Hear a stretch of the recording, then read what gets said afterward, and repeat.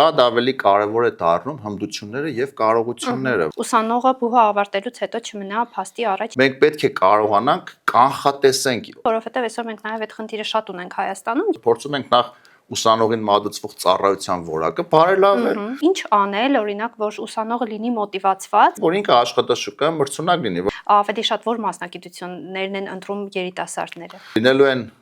այն մարդիկ պահանջված աշխատաշուկայում, ովքեր համակարգային մտածողություն ունեն։ Դերևս նաև մանկավարժներն էլ պատրաստ չեն կրթական նոր համակարգին։ Մանկավարժների մեծ մասը ժամանակակից կրթության պահանջներին պատրաստ չեն։ Կրթությունն այսօր ոդկասթի հերթական եթերի ընթացքում կզրուցենք Հայաստանի պետական տնտեսագիտական համալսարանի Գյումրու մասնաճյուղի տնօրեն Կարեն Պետրոսյանի հետ։ Պարոն Պետրոսյան, շնորհակալ եմ այսօր մեզ հյուրընկալվելու համար։ Շնորհակալություն հրավերի համար։ Պարոն Պետրոսյան, խոսելով բուհական կրթության մասին, ինչ հիմնական մարտահրավերներ կնշեք այսօր Հայաստանում բուհական կրթության վերաբերյալ եւ եթե հնարավոր է մի փոքր ներկայացրեք ներկայիս վիճակը բուհական կրթության։ Տեսեք, ընդհանրապես կրթությունը մենք սովորենք դիտարկելու որպես գիտելիք ստանալու գործընթաց, բայց այսօր կրթությունը կանգնած է շատ հետաքրքիր մարտահրավերների եւ հնարավորությունների ճանապարհին։ Կար ժամանակ, որ գիտելիքը ավելի հասու էր այն երկրներին, ովքեր գիտության մեջ մեծ ռեսուրսներ էին ծախսում։ Արևմուտքն էր, եվրոպական շատ երկրներ, սովետական միությունը քիչ ռեսուրսներ չէր ծախսում եւ նոր հայտնագործությունները հասանելի են դառնում երրորդ երկրներին, մեր նման երկրներին ավելի ուշ, մի քանի տարի հետո եւ արդեն երբ որ մենք սերդում ենք այդ հասած գիտելիքը, առաջավոր երկրները գիտելիքի մեջ ավելի առաջ էին անցնում։ Եվ ստացվում է, որ զարգացած կրթությամբ կամ զարգացած գիտությամբ երկրներում ուսանելը շատ ավելի անհրաժեշտ էր դառնում, քան այն երկրներում, որտեղ գիտելիքը ավելի ուշ էր հասնում։ Հիմա ստացվում է մի իրավիճակ, որ արհեստական բանականության պայմանավորված, տեխնոլոգիաներով պայմանավորված գիտելիքի շարժը շատ արագացել է։ Այսինքն մենք ստանում ենք արդեն գիտելիքի այնպիսի ծավալ, որը հասանելի է եւ ամերիկյան, եւ եվրոպական, եւ նաեւ ռուսական գիտական շրջանակներին։ Հետևաբար շատ մեծ ներուժ է հիմա գեներացվում, որ մենք օգտագործենք պահը եւ այդ հավասար պայմաններում փորձենք առաջ անցնել։ Այսինքն բուհը իր առջև պետք է խնդիր դնի, որ առաջանցիկ տեմպերով վերցնելով արդեն տեխնոլոգիաներով մեզ հասու դարձած գիտելիքի մակարդակը, դա տեղայնացնի իր ուսանողների շրջանակում։ Բայց գիտելիքը միայն մի կոմպոնենտն է, որովհետև այսօր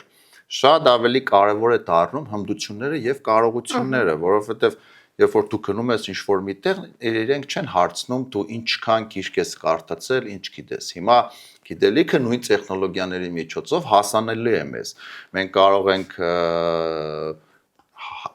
որոնողական համակարգերում, Google-ում, հիմա նաև արդեն արհեստական բանականության տարբեր հավելվածների միջոցով անսահման գիտելիք ստանալ։ Բայց այդ գիտելիքի կիրառությունը, այդ գիտելիքի մերը դարձնելու կարողությունը, սա արդեն բուհի գլխավոր խնդիրն է դառնում։ Հետևաբար մենք կարծում ենք, սա մեր բուհի մոտեցումն է եւ մենք վերջին մի ամսում երևի 3 քննարկում ենք արդեն այս թեմայով ունեցել։ Ուսանողների հետ։ Եվ ուսանողների հետ, եւ վարչական անձնակազմի, եւ դասախոսների։ Մեր մոտեցումն այն է, որ բուհը պետք է դառնա փորձարարական լաբորատորիա, մեծ փորձարարական կենտրոն, որտեղ բուհը բիզնեսները, այսինքն գործատուները եւ ուսանողները իրար հետ պետք է ներգրավեն կոնկրետ պրոյեկտների, ծրագրերի իրագործման եւ այդ ընթացքում բիզնեսը պետք է ունենա իր օգուտը, պետք է իր խնդիրները լուծվի, ուսանողները պետք է ունենան իր օգուտը, այսինքն իրենք պետք է ձեռք բերեն պրակտիկ կարողություններ եւ հմտություններ, բուհը դառնալով այս երկուսի կապող օղակը պետք է իր առաքելությամբ եւ աջակցի ուսանողներին եւ աջակցի բիզնեսին, ինչու՞ չէ նաեւ աջակցի համայնքային զարգացմանը։ Այսինքն բուհերը դառնում են քիչ-քիչ կրթական, այսպես ասած, սովորեցնող կառույցներից դառնում են կառույցներ, որտեղ հավաքվում են բոլոր խաղացողները եւ բիզնեսը, գործատուները, համայնքային տարբեր կառույցներ, ուսանողներ եւ իրենք իրար հետ սկսում են ստեղծել 3 կարևոր product։ Product համար 1 դա բիզնեսի լուծված խնդիրներն են, product համար 2 դա համայնքային լուծվող կամ լուծված խնդիրներն են, product համար 3 դա ուսանողի հմտություն եւ կարողություն ունենալն է։ Այլ կերպ ասած կարող ենք ասել, որ այս մոտեցումը նաեւ նպաստում է նրան, որպեսզի ուսանողը բուհը ավարտելուց հետո չմնա փաստի առաջ եւ հեշտ կարողանա աշխատաշուկայում կողմնորոշվել ու աշխատանք գտնել նաեւ։ Շատ ճիշտ դիտարկում եք անում։ Տեսեք, ես չպետք է վախենամ այսօր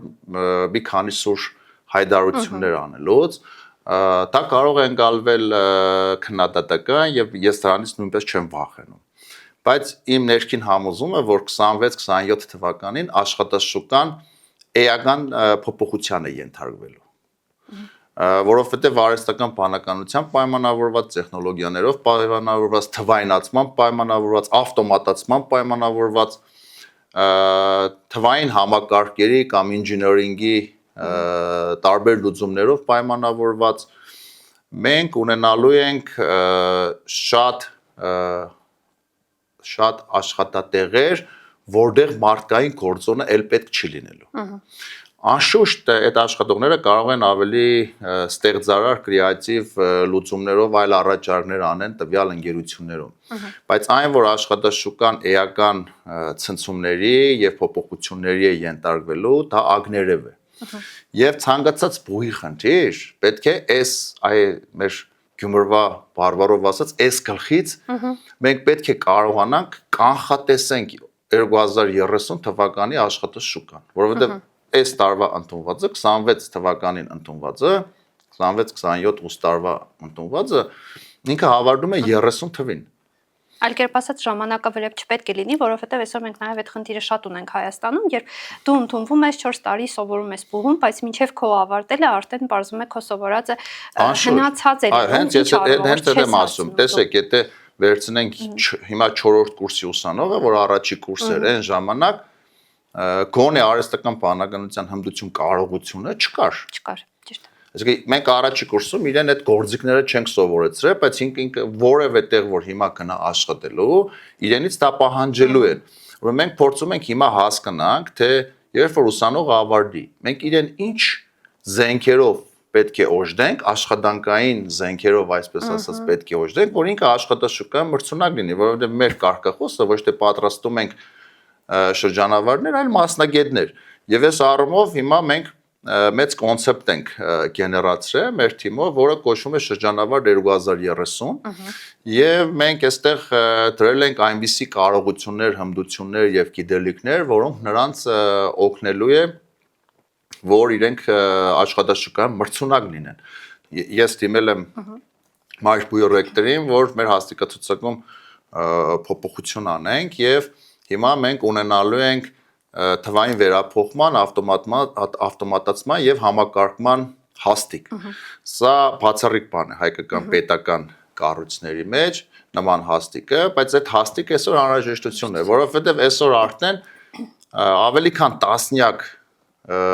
պրոյեկտներ հենց հիմա այդ աշխատակիցը ով ուրիշ հաստիկում է հիմա աշխատում, ինովացիայի եւ ստարտափի զարգացման հաստիկում է աշխատում,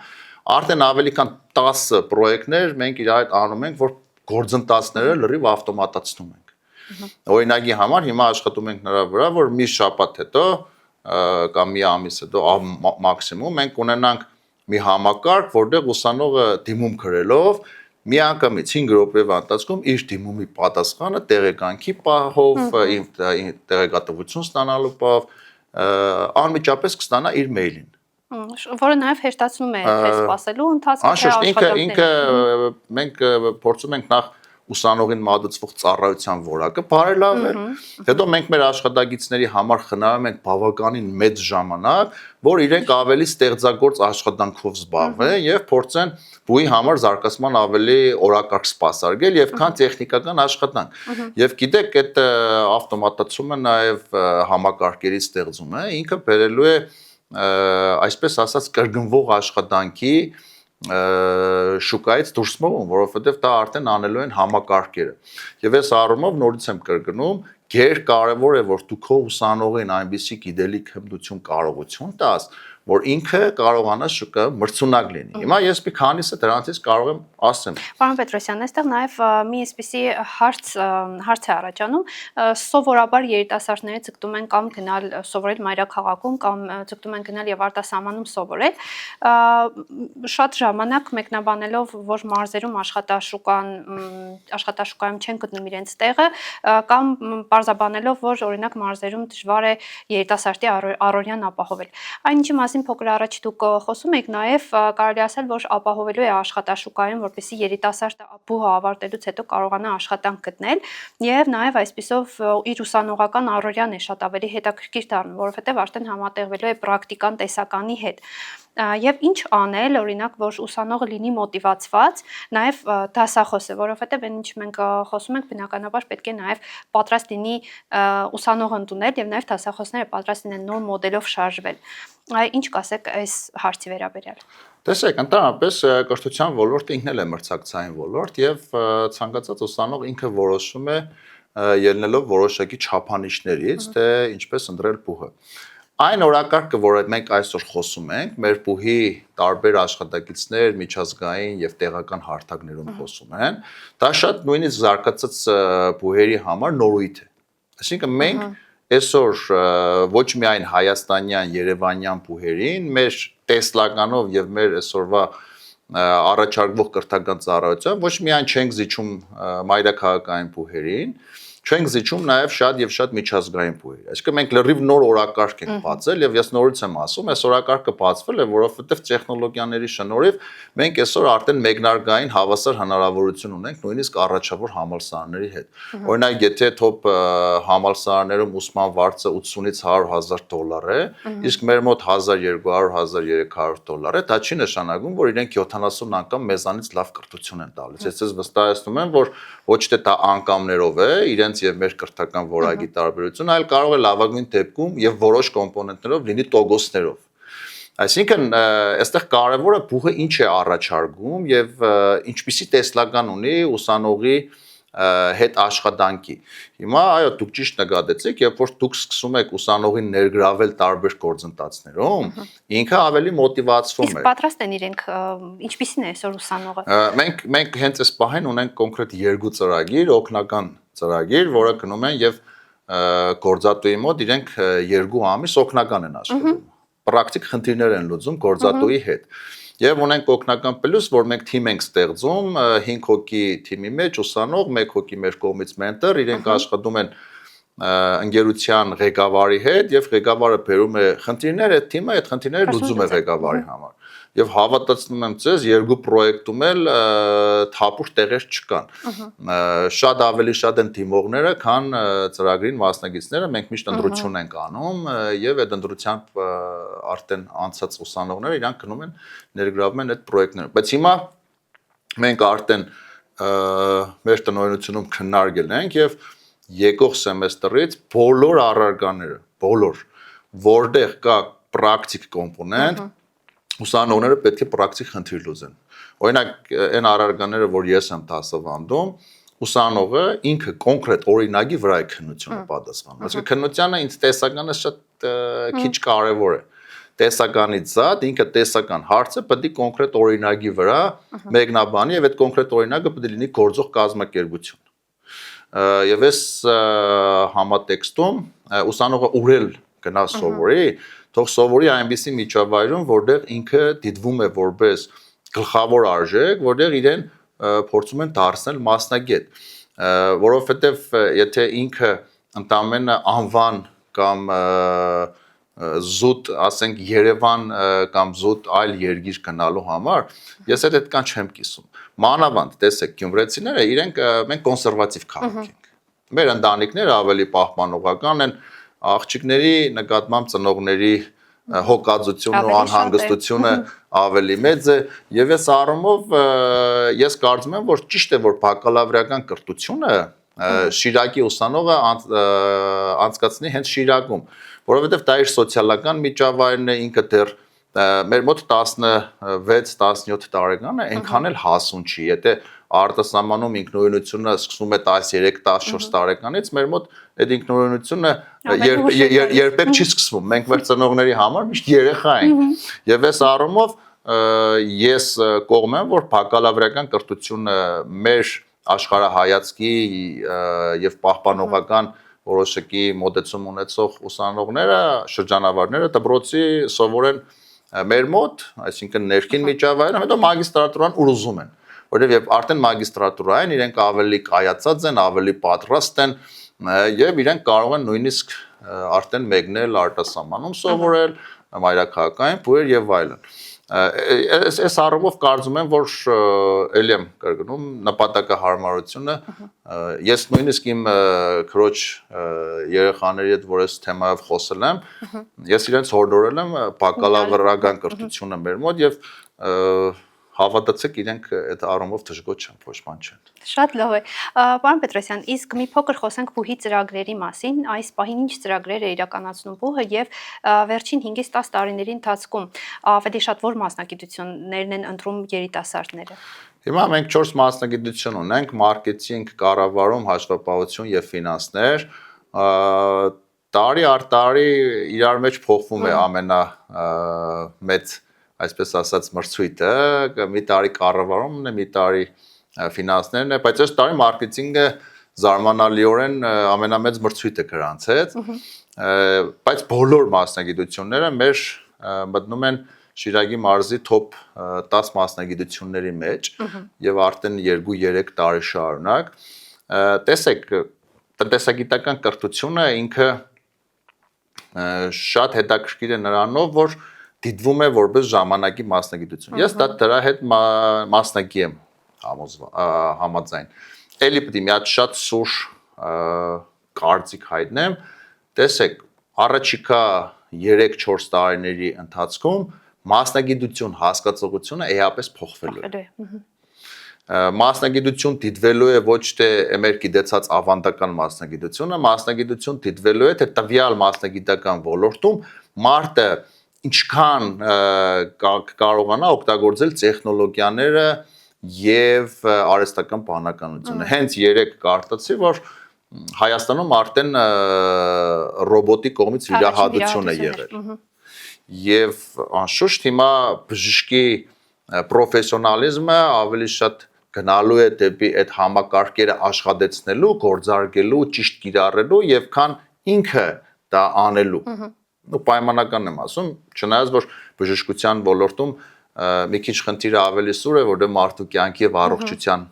հետ կապ ունի։ Հետո տեսեք թվայնացումը, բանկային համակարգի ավտոմատացումը, հիմա անկանխիկ հաշվարկները բերելու են նրան, որ շատ ֆինանսական գործողություններ, գործառույթներ ըստ էության դուրս են գալու մեր օրակարգից որպես մասնագիտություն։ Ֆինանսական վերլուծությունները այսօր շատ անալիտիկ արդեն արհեստական բանականության հավելվածներ կան։ Մենեջմենտը ինքը որոշակի լուրջ գործիքներ է այսօր կիրառվում ընդհանուր մինչև արհեստական բանականությամբ օգնական աշխատագից, ով կարող է նաև ուրիշներին հանձնարարական տա։ Այսինքն այս տեխնոլոգիաները մեծ կիրառություն ունի եւ մասնագիտություն հասկացողությունը այն ավանդական, որ մենք գիտենք, որ եթե մարդը դարել է ենթադրենք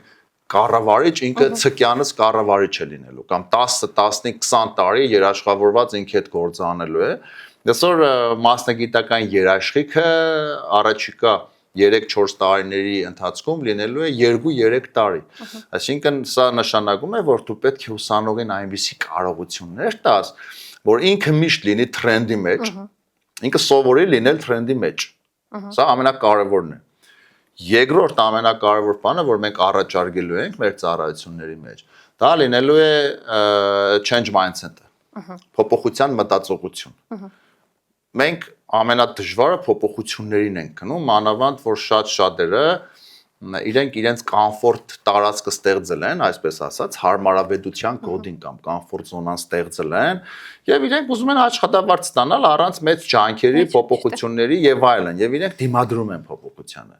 Հիմա փոփոխությանը դիմադրող աշխատակիցը գործատուի մոտ պետք է պահանջված չլինի։ Մենք հիմա ամեն ինչ անում ենք, որ մեր ուսանողների մեջ մոտ փոփոխության մտածողությունը լինի արմատական, ֆունդամենտալ եւ առօրյա։ Իրենք սկսեն այդպես մտածել։ Երկրորդը դա ստեղծարար մտածողությունն է։ Հենց մարդը դատարեց ստեղծարար լինելուց, լրիվ հույսը դրեց արհեստական բանականության գործիքների վրա եւ այլն, ինքը միանգամից դատապարտված է։ Երրորդ ամենակարևոր բանը, որ մենք սովորեցնում ենք եւ մեր օրակարգն է, որ սովորեցնել ենք 2030 շրջանավարտ կոնցեպտի շրջանակում, հիմա միջալոց մենք մեծ ծրագիր ենք նախագծել, առաջիկայում այդ մասին ավելի բարձր ամբիոններից խոսելու ենք, կոչվում է շրջանավարտ 2030, այդ մասին տարբեր գիտական զեկույցներ ենք ունեցել միջազգային տարբեր ֆորումներում եւ երրորդ ամենակարևոր հատկանիշը դա խնդիր լուծելու կամ problem solving skill-ն է, այսինքն խնդիր լուծելու կարողությունն է, ինչքան դու կարող ես խնդիր լուծել, ստանալ առաջադրանք, բարբդել, գտնել, օգտագործելով տեխնոլոգիաները, անձանց, կոմունիկացիաները, լուծել խնդիր։ Եթե չես կարող խնդիր լուծել, դու գործատուին պետք չես լինելու։ Որովհետև այն լուծումները, որ դու պետք է զուտ ասես, դա գործատուն կարող է ընդամենը իր ձայնային հաղորդագրությամբ արհեստական բանականությունը ճշտի։ Եվ նույնիսկ կարող ավելի լավ լուծումներ ստանա, ուրեմն պետք է իմպլեմենտար կամ մարդ, ով կատարողական մարդն է լինելու աշխատաշուկայում պահանջարկ ունեցողը։ Եվ նաև լինելու են այն մարդիկ պահանջված աշխատաշուկայում, ովքեր համակարգային մտածողություն ունեն։ Այդ կոչվում է system thinking։ Ինչքան դու համակարգային ես մտածում, ինչքան դու կարող ես տեսնես հաջորդաբար կրկնվող process-ներ եւ այդ process-ները ավտոմատացնես եւ գործատուին ասես, գիտես, այս process-ը, որ մենք անում ենք, սա մի enter-ի կամ մի մուտքի հնարավորություն է։ Եվ այս առումով մենք նորից հենց կենտրոնանում ենք համակարգային մտածողության։ Եվ վերջին կարևոր բանը, որ այսօր մենք փորձում ենք մեր ուսանողների մոտ զարգացնել, տեսեք, AI prompt-ը, որ կոչվում է AI ճիշտ հարցադրում, ինչպես ճիշտ հարցեր տալ արհեստական բանականությանը, սա արդեն անցած էտապ է։ Սա պետք է գիտենա յուրաքանչյուր մարդ։ Մենք ավելի առաջ ենք անցնում եւ ասում ենք, որ մեր ուսանողները պետք է իմանան AI engineering, այսինքն ինչպես կարելի է արհեստական բանականության միջոցով նախագծել եւ ստեղծել համակարգեր, որոնք կհեշտացնեն գործատուի կյանքը, որոնք կհեշտացնեն գործընթացները, կհեշտացնեն ծրագրերը, կհեշտացնեն գործողությունները, այսինքն կառավարման բոլոր մակարդակներում կհեշտացնի աշխատողի գործատուի կյանքը եւ ինքը այդտեղ ժամանակ կշահի, որը նաեւ ինքնարժեքը կնվազեցնի իր արտադրանքի եւ ինքը ավելի շատ շահույթ կունենա եւ ավելի դու պահանջված կլինես գործատուի մոտ։ Սա այդ հիմնական մեր օրակարգն է, բայց մի հատ ցավոտ հարց եմ ուզում անդրադառնամ, օգտագործելով նաեւ այս առիթը, խնդրում եմ նաեւ ովքեր որ կլսեն անպայման սա իմիջի ունենան։ Սա վերաբերվում է պետական կառավարման մարմիններին, մեր սիրելի դպրոցի մեր սիրելի տնօրեններին, մեր սիրելի մանկավարժներին։ Տեսեք, մենք համալսարան, երբ որ գալիս են մեր մոտ ուսանողները, մենք մի սեմեստր իրանց կյանքը վերածում ենք շոկի։ Որովհետև մենք ասում ենք, որ արտագրել չկա, քո սեփական կարծիքը պետք է առանց վախենալու եւ մտածել կա։ Այսինքն դու պետք է մտածես, եթե դու ուզում ես տնտեսագիտական համալսարանի Գյումրու մասնաճյուղում կրթության մեջ առաջ գնաս, դու երկու բան պարտավոր ես անես։ A. Սովորես, գիտելիք, հմտություն, կարողություն ձեռք բերես։ B. Մտածես։ Միան սովորելը, այսպես ասած մեր բարերով զուբրիտ է, կներեն ինձ բոլոր այս բարից նեղվողները, սա շատ քիչ է։ Մեր մոտ պետք է դու նաև մտածես, այսինքն պետք է համադրես սովորածը քո սեփական կարծիքի հետ, որ դառնա կարողություն եւ հմտություն։ Նախադպրոցական տարիքից Հիմա հենց այդ մասին եմ, հենց այդ մասին գալիս եմ բուն թեմային։ Հիմա որ ուսանողները գալիս են, աշակերտները դպրոցից գալիս են մեր մոտ, դպրոցներում տեսեք, հիմնականում երրորդից 4-րդ անցողիկ դասարանում, 9-ից 10 անցողիկ դասարանում, 12-ի ավարտականը, սա լուր համաձայնությամբ երեխաները կամ աշակերտները արտագրում են։ Եվ այդ արտագրությունը ինքը մեծագույն չարիք է ոչ թե զուտ այդ process-ի առումով, այլ որ մենք աշակերտին իսկ 9-րդ 10-րդից հետո 3-րդից 4-րդը չեմ հաշվում, նրանք երեխա են, 9-ից 10 էլ երեխա չեն, նրանք արդեն դեռահաս են։ Մեր նման պատասխանատվության զգացում ունեցող, աշխարհընկալում ունեցող, կարծիք ունեցող մարդիկ են։ Մենք այս մարդկանց հոգեբանության մեջ խեղում ենք։ Մենք իրանց թույլ տալով արտագրել, իրանց ասում ենք, գիտեք, ժողովուրդ, գողությունը նորմալ բան է, որովհետև արտագրությունը, cheating-ը ինքը աշխարհում ընդունված է որպես խիստ բացասական երևույթ։ Հիմա մենք այս աշակերտներին, ովքեր մեր կրտսեր ընկերներն են, մենք ասում ենք ախպեր, խրախուսել է գողությունը, ինքը շուստրություն է, ինքը ճարպկություն է, ինքը ամեն ինչ է, բացի գողությունից։ Բացի ամենավատից։ Հա, բայց ինքը ոչ ճարպկություն է, ոչ շուստրություն է, ինքը գողություն է դասական, որով խեղվում է այդ երեխու հոգեբանությունը, ինքը երեխա էլ չի արդեն, այդ մարդու հոգեբանությունը, ինքը հասկանում է, որ դա կարելի է։ Սա առաջի խնդիրն է։ Եվ մինչև մենք իրեն սովորեցնում ենք, որ արտագրել մեր համալսարանում անհնար է, իհարկե, եթե բացառություններ, հիմա այնքան ճարպիկ ուսանողներ կան, որ այդ էլ չենք բացառում, բայց համակարգային մեր մոտ դա բացառվում է։ Եվ երկրորդը դպրոցում իրենք ավելի շատ կենտրոնանում են կրկնուսուցիչների մոտ աշխատանքով եւ ավելի կենտրոնանում են վարժանքի վրա եւ քան մտածելու։ Երբ որ իրենք գալիս են իրենց տրամաբանական հարցերը տալիս, իր մոտ error 404-ը։ Ինքը չի կարող մտածել, ավելին, ինքը չի կարող խոսք կառուցել։ Ասում եմ, ինչի չեք կարող, երեխեք ջան, խոսում ենք իրանց հետ, ֆոկուս խումբ ենք անում։ Ասում են, գիտեք, բառամթերքը քիչ է։ Դա նաև խնդիր է, որովհետև իրանք քիչ են կարդում։ Այսօր ավելի շատ մարդիկ, այո, եւ քիչ են խոսում, ավելի շատ ստատուս կարտելու կամ post անելու կամ, չգիտեմ, scroll անելու, այդ նյութը թերթելու վրա են մարդիկ ժամանակ ծախսում։ Ստացվում է, որ դպրոցից մարդը գալիս է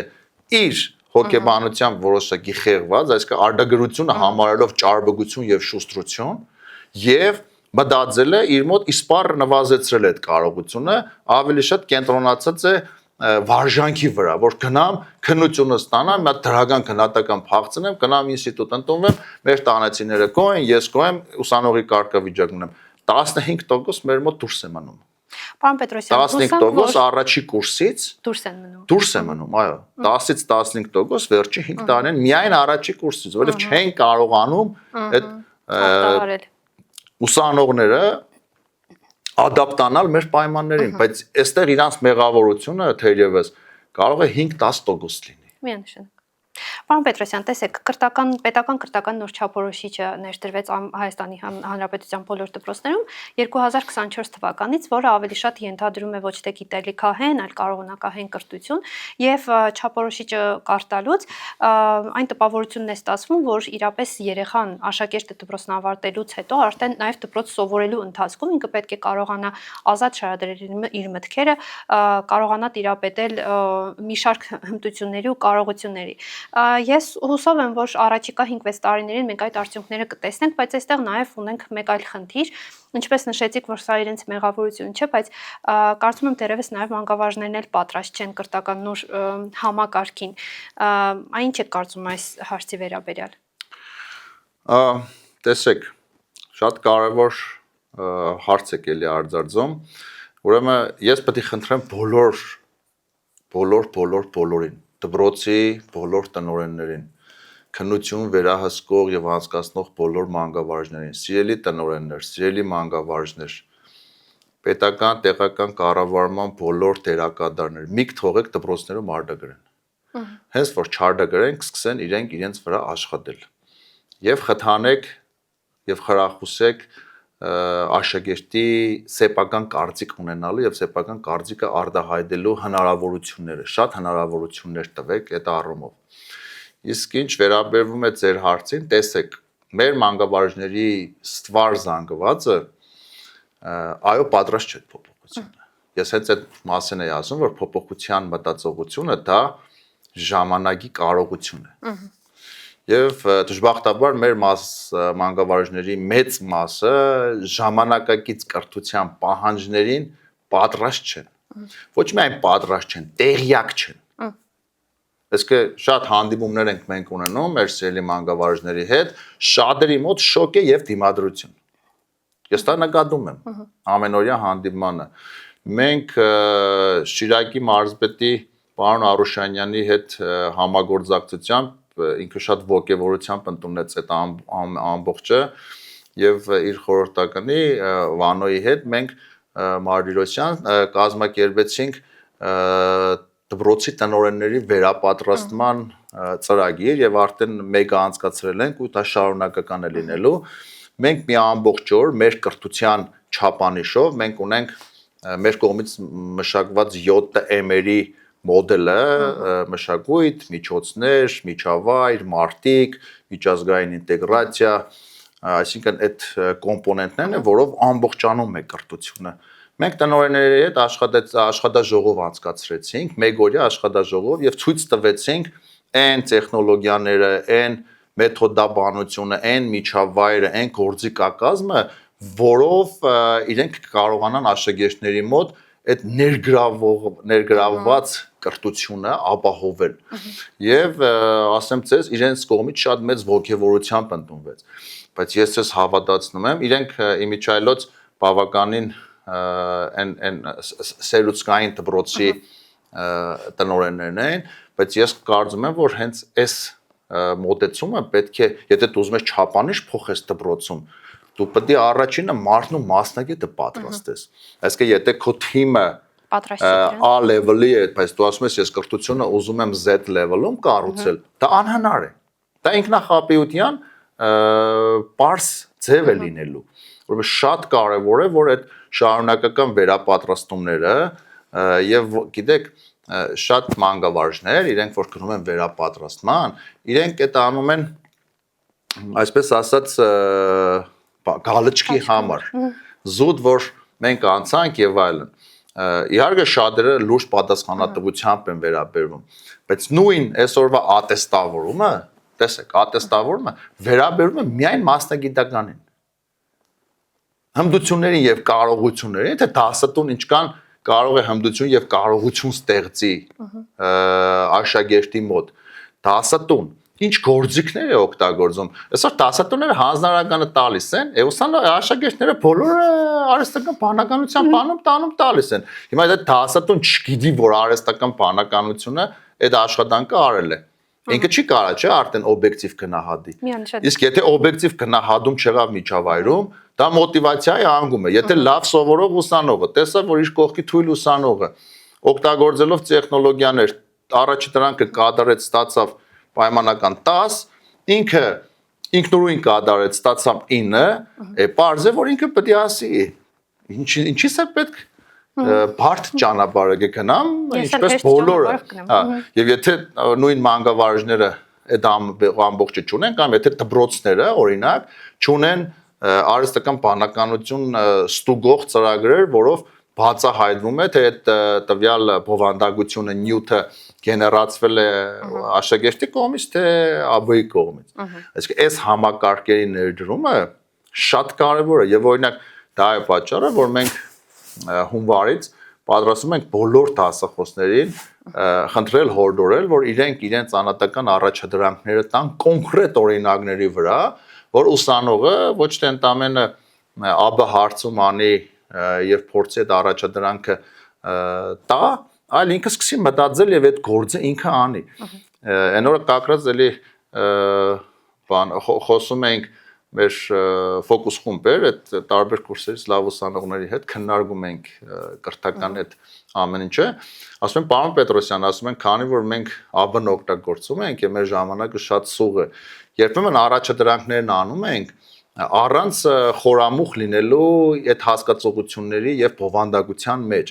Եվ երբ որ ասում եք գալիս ենք ներկայացնում ենք ամբիոնից, այո, մեր ասում է սահիգները կա, պրեզենտացիան կա, սլայդերը,